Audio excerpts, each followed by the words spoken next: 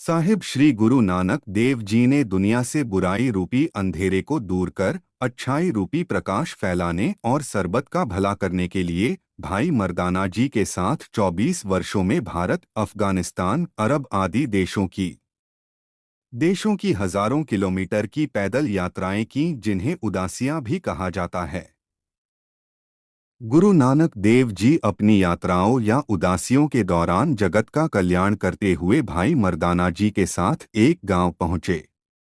उस गांव में गुरु नानक देव जी का एक सिख रहता था, जो दिन रात गुरु जी का नाम जपता रहता था। जब गुरु नानक देव जी स्वयं उसे दर्शन देने उसके घर पहुंचे, तो उनके दर्शन पाकर वह सिख बहुत प्रसन्न हुआ। वह बहुत ही गरीब था, परंतु उसने बहुत ही प्रेम से गुरु नानक देव जी और मर्दाना जी का आदर सत्कार किया। उसके पास उनको बैठाने के लिए केवल एक पुरानी चारपाई थी, जिस पर उसने उन्हें आदर सहित बैठाया। उसके मिट्टी से बने घर में गुरु जी को खिलाने के लिए जो भी रूखा सूखा था, उसने उन्हें आदर और प्रेम से छकाया।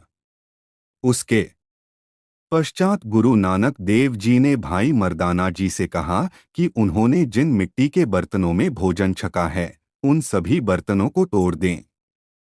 भाई मर्दाना जी यह सुनकर आश्चर्यचकित हो गए, परंतु उन्होंने सत्वचन कहते हुए बर्तन तोड़ दिए। उसके बाद गुरु जी ने उस सिख को कहा कि वे आज रात उसके घर में ही रुकेंगे। वह सेवक यह सुनकर बहुत प्रसन्न हुआ। अगले दिन जब गुरु नानक देव जी चलने लगे, तो सिख ने उनसे हाथ जोड़कर विनती की वह भी उनके साथ कुछ दूर तक चलना चाहता है, ताकि कुछ देर और उनके दर्शन कर सकें। गुरु नानक देव जी ने उन्हें इसकी आज्ञा दे दी। गुरु जी ने मर्दाना जी से कहा कि उस सिख के घर में जो भी थोड़ा बहुत सामान है, सब तोड़ दें और उस मिट्टी से बने घर को भी तोड़ दें। मर्दाना जी से रहा नहीं गया, तो उन्होंने गुरु जी से विनती की कि यदि इस गरीब सिख का घर टूट जाएगा तो ये कहाँ रहेंगे। परंतु उस गरीब सिख ने हाथ जोड़कर विनती की कि उसका जो कुछ भी है सब सतगुरु जी का ही है। वह सिख गुरु जी के साथ कुछ दूर तक गया। उसके पश्चात गुरु जी ने उस सिख को वापस भेज दिया और कहा, कुछ काम बाकी रह गया है, आप जाकर उसे पूरा करें।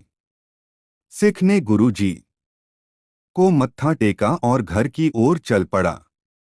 जब वह वापस अपने घर पहुंचा, तो उसने देखा कि भाई मर्दाना जी उसके घर की एक दीवार तोड़ना भूल गए हैं। सिख ने वह दीवार भी तोड़ दी। जब वह दीवार पूरी टूट गई, तो सिख ने देखा दीवार के नीचे जो जमीन थी वहां कुछ चमक रहा था। सिख ने जमीन साफ की तो नीचे से सोने का खजाना निकला। अब उस सिख को सब समझ आ गया कि गुरु नानक देव जी ने उसके घर का सारा सामान और वह मिट्टी से बना घर क्यों भाई मर्दाना जी को तोड़ने के लिए कहा था। उसका सिर गुरु जी के लिए श्रद्धा से झुक गया और उसने मन ही मन गुरु जी को धन्यवाद दिया।